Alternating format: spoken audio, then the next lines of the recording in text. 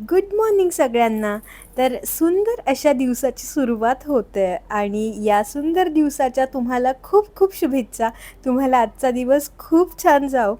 तर माझी सकाळ जी आहे ती डब्याने होत असते, की आजच्या डब्याला काय द्यायचं आहे. तर डब्याची जी भाजी असते ती मी आदल्या दिवशीच फिक्स केलेली असते, की आज ही भाजी करायची असं, आणि हे मी माझ्या मिस्टरांना आधीच विचारून ठेवते, की ही भाजी चालेल का? तर मग आज माझे मिस्टर म्हटले, की "वांगे दे." तर मग मी वांग्याची भाजी केली आहे.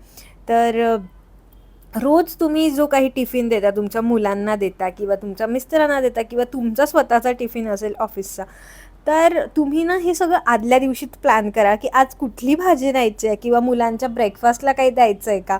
किंवा उद्या काय बनवायचं आहे?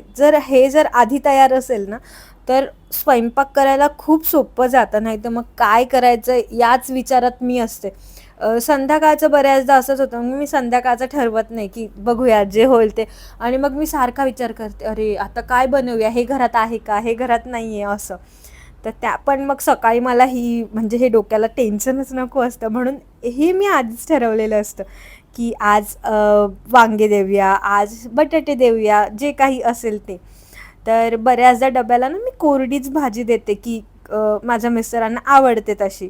पण आपण काही ऑप्शन्स सुद्धा बघणार आहोत. मी टिफिन सीरीज जी सुरू केली आहे, तर पातळ भाज्याही अशा काही आहेत, की त्या आपण देऊ शकतो. तर मी तुमच्याबरोबर त्याही भाज्या शेअर करेल.